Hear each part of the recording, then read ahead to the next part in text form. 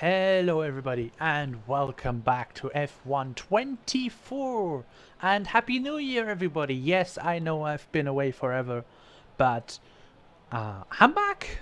The new game is out. I am kind of hyped because there's a lot to talk about, a lot has changed, a lot will be changing in the future, and I'm hoping to share some of my insights that I've gained over the past 2 or 3 days, and also during the beta while I got to test the beta extensively. Thank you very much, EA, for inviting me for that. For the second and third play testing, I had a ton of fun doing that, and I would love to do it again.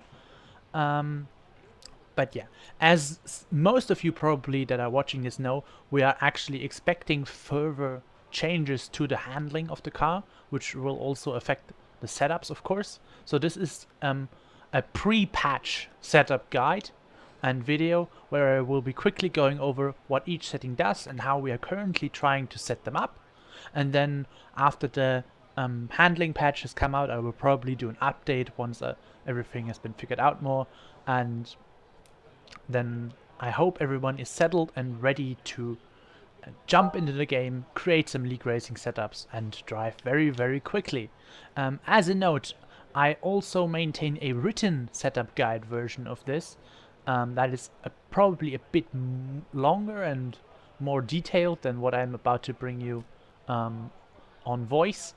And of course, as everywhere, there's still our spreadsheet where I try to maintain and show the setups that I've created personally, which of course you will want to adapt for your own driving style. But without further ado, I'd say let's get into it, and we're gonna start with the aerodynamics or the wings. Those basically have not changed from the last year, so it's one of the few settings that hasn't changed. So if you're new to Formula One, basically Formula One cars have a front and a rear wing. The higher setting that you use, the more grip you will have on the respective part of the car. So increasing the front wing will give you more turning, increasing the rear wing will give you more stability. Both will basically allow you to go faster through corners. However, the higher you set these settings, the more top speed you lose. Additionally, because the front wing sets how well your car will turn into the corner, how much rotation it will have, and how much the rear wing controls the stability. This is also your main way to tweak the balance of the car. This is usually done to what we refer as the wing gap, so the difference between the front and the rear wing. In this game, as it has been in the past game, you will probably always want to run more front than rear wing for most tracks. Exceptions to that may be something like Monaco, maybe Baku, we will see. How much wing gap you will actually want to run is something very personal that you can optimize for your own driving style. So if you want a more stable understeery car that has very, very good traction, but it's probably not the best in very fast corners, or you're just going to outmaneuver it, then you will want a smaller wing gap of maybe like 5 clicks, maybe 7. Then probably a more average wing gap setting this year is going to be 10 to 15 clicks. In general, the cars are much more stable this year, have much more grip. That's why higher wing gaps will be favorable in a lot of situations. And then the really aggressive setups will probably feature up to 20 and sometimes maybe even a bit more than 20 clicks of wing gap, though. That is actually getting very extreme, and I wouldn't recommend starting that unless you really know what you are doing. So, moving on to the transmission. There we actually have got a new setting and a reworked setting. So, the reworked setting is the on-throttle differential. This now basically mostly controls how much your differential is locked or unlocked. That hasn't changed. What has changed is how it actually affects the car. So, previously, when you had a more unlocked diff, the wheels would allow it to rotate more freely, and you would actually gain additional rotation. This is now no longer the case. The differential does not really have an impact on how well your car rotates anymore. If anything, a more locked differential will actually give you more rotation of the car because it forces the wheels to spin in the same at the same speed. However, the more locked your differential is, the higher the danger for power snap oversteers. This is a term that's basically used to describe if you get a very, very harsh oversteer moment and you have to correct the car very, very hard. The higher you increase this, the higher are the odds of this happening. At the same time, if you lower this, you will not get power snaps, but you have a much higher chance of getting smaller oversteer or understeer moments. Generally, because these cars have so much grip, we actually prefer higher settings this game. So I'd say a good baseline is something between 60 and 75%. Well, that's actually up in the air if it even might develop to 75% and onwards into the future. A little note for the rain: if you're just starting out in the rain and are really not confident, putting the setting actually down is probably going to be easier for you in the rain to control the car, because you're always sort of slightly drifting, and that makes it much easier to handle because you don't have these strong snaps that I just talked about. You want to minimize those in the rain. That's why I think lower settings are going to be better in the rain than higher settings. The off throttle hasn't changed. It's still the same, except now we can change it from 10 to 100%. It still does the same, so a lower value will unlock the differential more, giving you more turn-in when you're not on the throttle, which is mostly in the braking and when you're actually turning the car towards the apex. What has changed is that it's not our main purpose of actually getting the car to the corner anymore. That's engine braking. Engine braking is new to the game and basically controls how much resistance the power unit gives to you, and it sort of acts as a second off-throttle differential that also generates additional battery. That's why it is extremely efficient, and for online mode, I think it's always best to set this to 100% baseline, because it also just gives you additional braking performance and turn performance that you really just want to use and abuse, actually. Because the cars are so stable, we can make the car stable while running 100% engine braking, and we can just brake harder at every corner and be faster that way. Because we run 100% engine braking, we will actually need to run quite high off differential settings. These will depend on your brake pressure settings, which I will get to later, but typically if you're a league racer, you will want to set these at around 70% is a good baseline. You might want to get higher or even lower than that. We will see. Now, moving on to the suspension geometry. This has also changed significantly this year. Previously, the camber was sort of a placebo effect, where if you changed something, it didn't actually have much of an effect on the car. This is now drastically different. Camber actually does what it's supposed to and has a very large impact on the car. So if we go more to the right, this means we have less negative camber. This will give us better performance on straights and on the braking, but worse performance in the corners. Significantly worse performance in the corners. Now, since the F1 cars mostly actually go around corners, you will want to set this to the minimum. I'm not going to waste a lot of time here. Minimum is going to be the fastest way around probably every track, including Monza and Las Vegas, which is quite interesting. Personally, I enjoy it. It might be a little too extreme, but it's definitely correct. More fun to have it this way than the other one. Now, toe has also changed to be a much more impactful setting this year, and allows you to control where your tires are supposed to have the peak grip during a corner.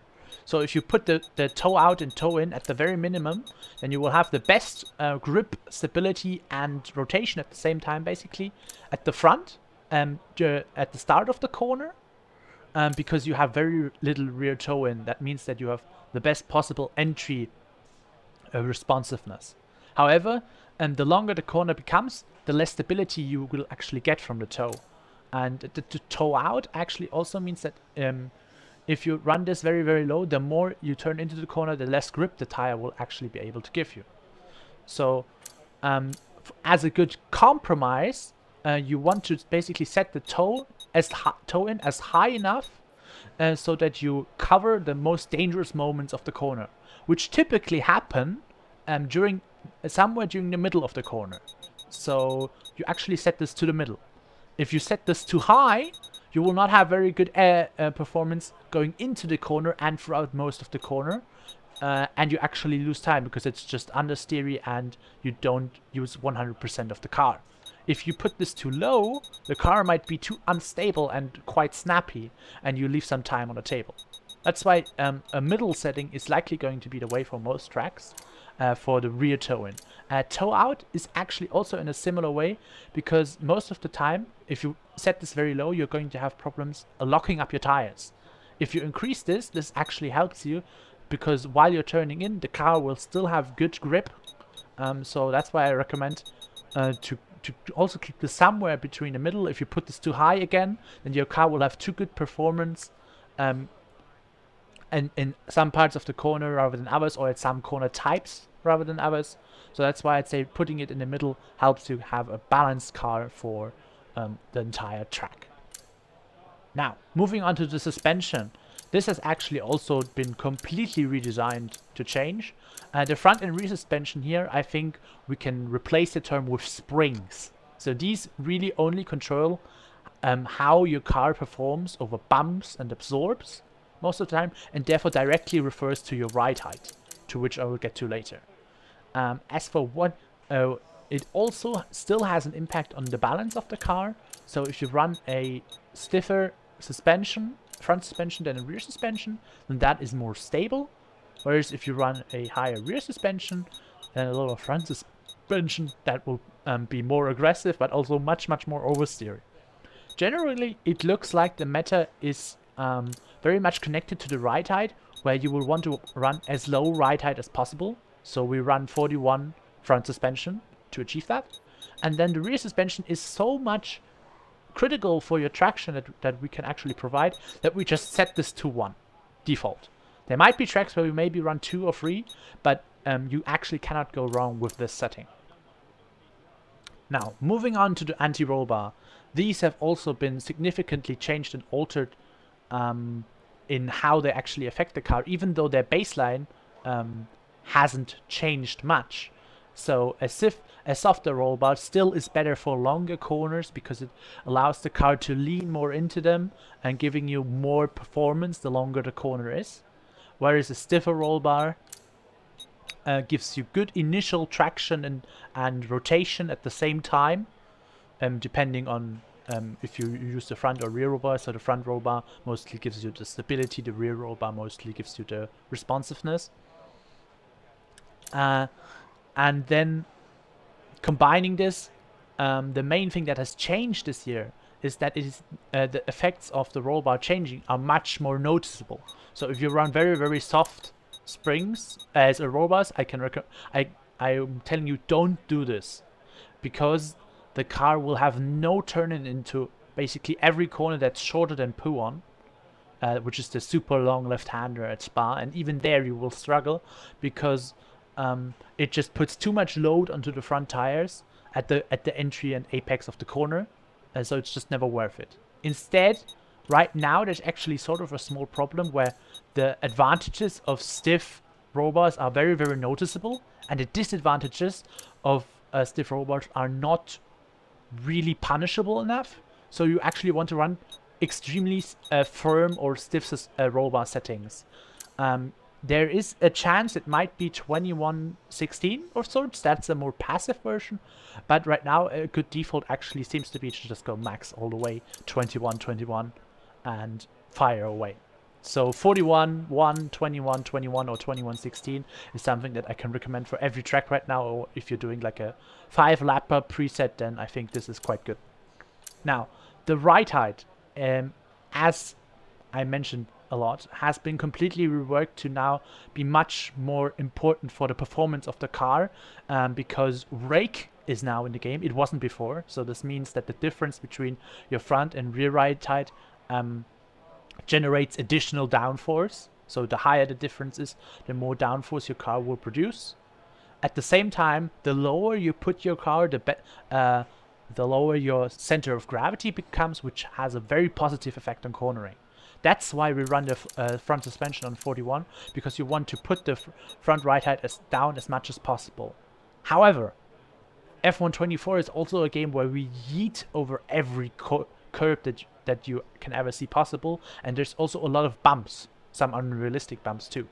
That's why you can't just run the lowest possible ride height settings, because it will just not work. Instead, you will often find that the front ride height will be somewhere between 20 and 25 clicks most likely. There might be some tracks where you will be able to go below 20, but I actually haven't been to one yet. Then the rear ride height, this is a big trap. The baseline settings are way too high. They're set around like 80-ish, and you will want to lower this significantly. For most tracks, you will actually end up between 50 and 60 clicks, most likely. And changing these like from 60 to 70 clicks, which is the baseline, is going to give you well over half a second of performance per lap. Just to demonstrate how bad the default settings are. This setting is probably worth a second alone in lap time compared to the default setting that you can encounter on the default setups, which are absolutely terrible and would not recommend. Now, moving on to the brakes that haven't changed in terms of what they do, the brake pressure and the brake bias. However, the brakes itself have been significantly buffed to provide much more stopping power, which also adds complexity. So at the start of the game, I actually recommended to not run 100% brake pressure because it is very, very difficult to drive. However, I've actually come to the conclusion that 100% brake pressure is still the fastest way to drive around most tracks probably. Monaco might be an exception to this, maybe, we'll see.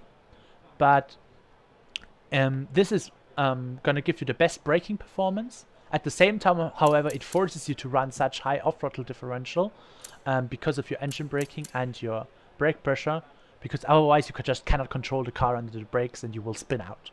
Your rear brakes will lock and you will just spin the car. The front brake bias is very much personal and dependent on the corner you're facing and the rest of the setup you're having this year. I'd recommend, so of course, increasing this if you're approaching a hairpin, lowering this if you have to brake while turning, for example. But generally, you will often find yourself somewhere between 54 and 56%, I'd say. If you have a more stable setup, then you will probably see values below 54%. But that's about it. Now, last but certainly not least are the tires, where I have to say the description of the game is completely and utterly worthless. Please, most of the part of the right are completely wrong, so bear with me. A softer tire, so a lower pressure, provides more grip for the car. Generally, this is most noticeable in slow corners. So if you're on a very, very slow track, you will want to have kind of low pressures if possible. We will get to that if that is possible, to provide the maximum amount of downforce and grip for your car. However, this also means that the tire has much more flex in them and it's going to generate a lot of heat. So lower tire pressures actually increase your tire temperatures by a lot. And they also mean that you have more rolling resistance, which is going to lower your top speed significantly. So for high-speed circuits, you will want to increase the pressure significantly to have a better straight line speed and also a better performance in high-speed corners. This is basically what higher tire pressure does. So as a memory, the faster the corners you're taking, the higher you want the tire pressure to be.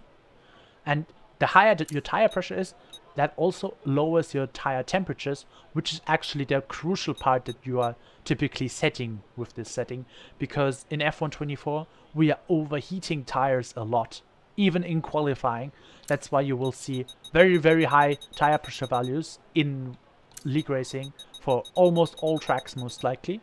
And during time trial, you're going to set the tire pressures if you're min-maxing for the types of corners you're experiencing. So for example, for Jeddah, you will still see the maximum values that I will actually just go ahead and say, if you just don't have experience, just default these pressures always to maximum.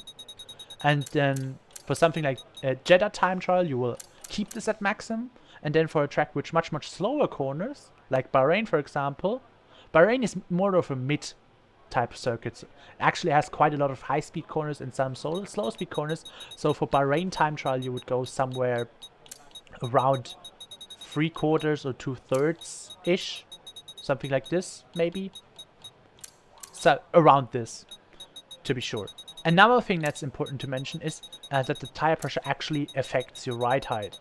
So you will need to keep an eye on that, because you still need enough ride height in order to not bottom out.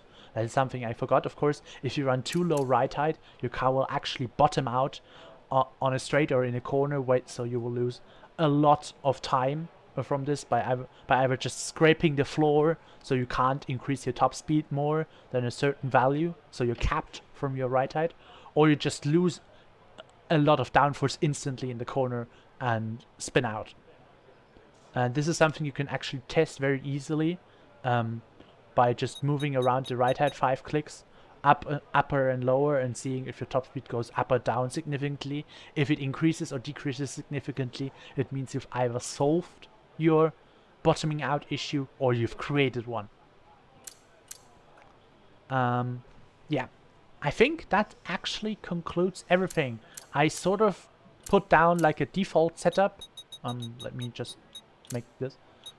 So this is, for example, a default setup for a high downforce circuit. Something you can run easily. Then something like Jeddah, you would probably end up like 35, 20 wings or so. But everyone, just keep it for your own. To summarize, every setting is much more important this year and has like a much larger impact on how the car actually handles. Right now, some settings are unfortunately a bit abusable, and this guide aims to show these weaknesses of the setup creation right now. But I hope this will help everyone have more fun at the game, because I know right now there's definitely some negative vibes going around, but I'm feeling really confident that the next and upcoming handling patch will improve this significantly. Now I hope you've enjoyed this one, and see you all until the next video, which will hopefully be very soon. I don't want to wait another 6 months, Codemasters. See ya, bye bye.